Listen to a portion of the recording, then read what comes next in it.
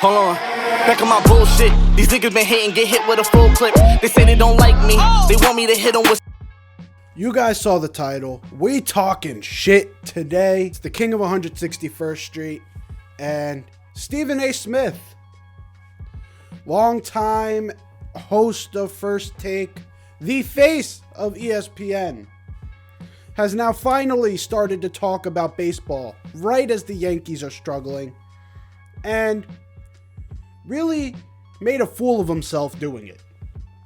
Now look, if he's just, there were a lot of things that he said that were true, but they were pretty obvious. The Yankees don't look good right now. The Yankees have to step it up, etc., etc. Garrett Cole's not playing well, but there were a few things in there that really grinded my gears, pissed me off, because it just doesn't seem like when it comes to baseball, Stephen A. tries. I don't think he tries. Hear me out. He brings up Aaron Judge got 46 home runs. That's cool. But you're 1 for 14 in your last 4 games. This is fucking baseball.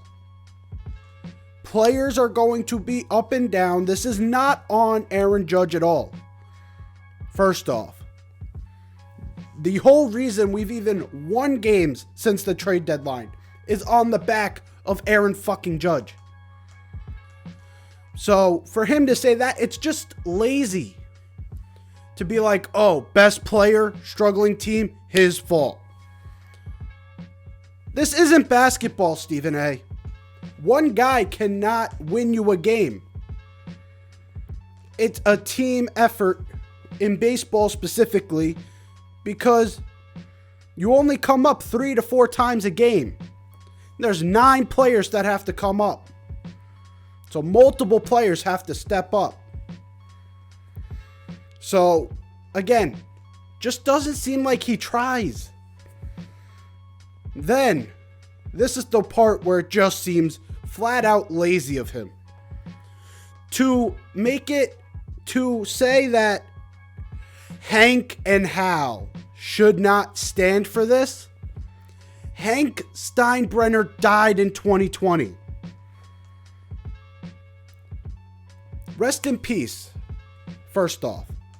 But, Stephen A., do you do any research before you get on the mic?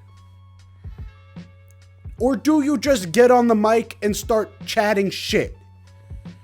Because to not know that Hank Steinbrenner died in 2020 before you went on this rant, it's flat out lazy. I'm not even going to give you the ignorance comment. I'm not even going to give you ignorance points.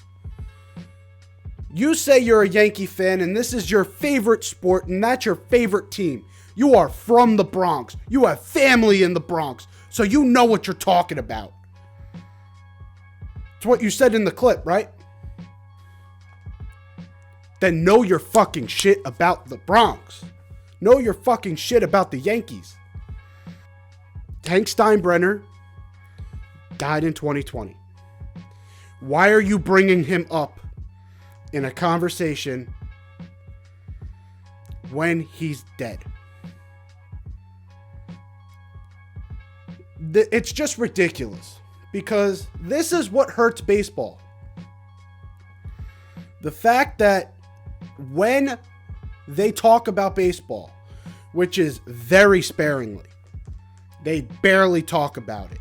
But when they do, they make such fools of themselves talking about it that it loses the legitimacy for us, which then loses the legitimacy for people getting into the sport, which is what we need.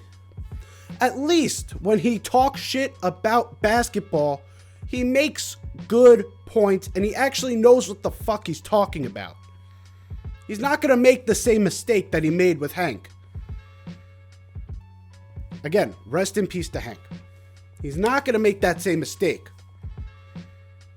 when it comes to basketball. He's not going to make that same mistake if it comes to football.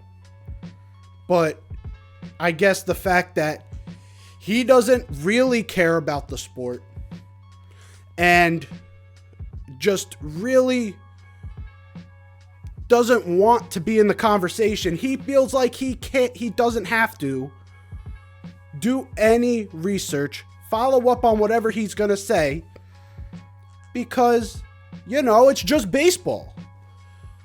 And for you to say that baseball is your favorite sport and that you're from the Bronx, all this, it just makes you look stupid. Okay? And look, I've been a fan of Stephen A for a little bit, but it just pains me that this is why baseball can't grow, is because talking heads are so fucking dumb when it comes to our sport. That, it's really, baseball's only running on the backs of YouTubers. The people like Fuzzy out there, John Boy. Those are the people that are holding the sport on its back. ESPN's not doing it. The minimal support that MLB Network gives it is cool, but Fox doesn't talk about it unless there's something bad going on. The only time Stephen A has talked about baseball is when he's saying Shohei Ohtani can't be the best player in baseball because he doesn't speak English, and when he doesn't do his research and talks about how bad the Yankees are doing. That's it. And then in October, they're going to talk about the World Series. And somewhere in there, there's going to be another rant. And they're going to make more clips like that. It just, if this sport's going to grow, ESPN and these other talking head channels, they just got to be better. Because this sport rides on the back of these people. Again, baseball is running on the back of YouTubers with millions of subscribers. They're running on the backs of Fuzzy, John Boy, like I said earlier. Basketball is running on the back of Fox. They're running on the back of ESPN. That's why they're growing. And look, people can talk all the time about, oh, baseball's too slow. Baseball's this. Baseball's that. Baseball would be way bigger if talking heads talked about it.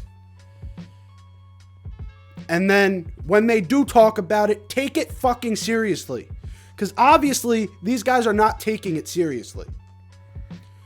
They realize that they have to talk about it because it's sports related, and then they move on. And then they talk about the real subjects. Where's LeBron gonna go? Where's Anthony Davis gonna end up? Is Kyrie Irving going to Brooklyn? All these real topics. That's why baseball isn't growing.